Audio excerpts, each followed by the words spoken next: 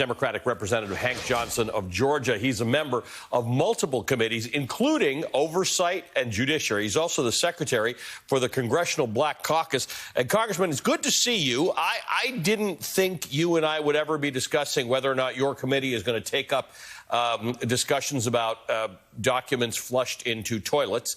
But it seems like you've got a full plate of stuff that you've got to deal with now that's coming out of this investigation. Well, thanks for having me, Ali. And the more we learn about what went on during the Trump administration, it's additional fodder for investigations, and not political investigations, but these are really important investigations to get at what exactly occurred during the Trump administration. And we can't do that without having adequate records.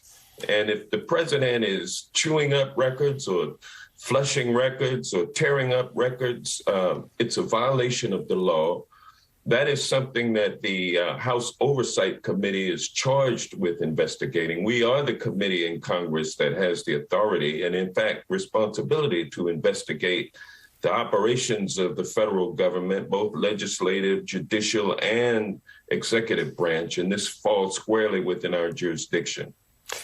I want to ask you a question I was Jeremy Peters was just getting to, particularly with the way Donald Trump is campaigning now, or at least looks like he's campaigning, the fact that he does these rallies surrounded by people who are all stop the steal, election denying, big lie candidates. Tell me what matters more here, the big lie and what led to January 6th, or the manifestation of it in the states, including your state of Georgia, in which every week there is some new development that feels like the effort to fend off voting restrictions is just full-time work, 24 hours a day, 7 days a week. Yeah, it's all important, Ali, and it seems to be all coordinated, too, from local, state to federal. And even international now, where we have this movement of truckers up in Canada, which threatens, that phenomenon threatens to occur here in America. It appears to be an orchestrated movement that transcends local, state, and federal, and now national boundaries. It's a threat to democracy and freedom everywhere. Georgia has been ground zero for this threat to our voting rights.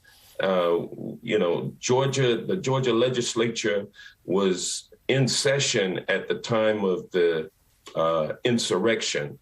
And in response to the big lie, Georgia's Republican-controlled legislature immediately went to work passing a raft of voter suppression bills, and those bills have been extended upon and modeled by other states since. And so it's ironic that we delivered a 50-vote Senate to the nation, and at the same time turned around and offered the nation examples of voter suppression laws that have since been adopted. So much crazy stuff is going on, Ali. It's really ridiculous. Does that frustrate you and other people in Georgia to say, we showed you how this could work. We showed you how you can get people out to vote. We did it so well that we actually got two Democratic senators and created a 50-vote Senate, and the Senate won't move. They won't say thanks for reintroducing us to democracy, Georgia.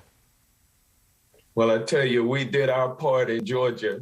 Both of our senators elected at that time, Democrats, delivered a 50-50 Senate. And what we have to do around the nation, just as states have duplicated what Georgia did in terms of voter suppression laws, now the voters of that state have to get out and do what Georgia did in 2021, actually, and elect more Democratic senators from those states so that we can kind of take the nation's fate out of the hands of one or two Democratic senators who tend to not go along with the Democratic program. That's what we have to do, is elect more Democratic senators, and we have to retain the House of Representatives in order to get anything done in beyond 2022.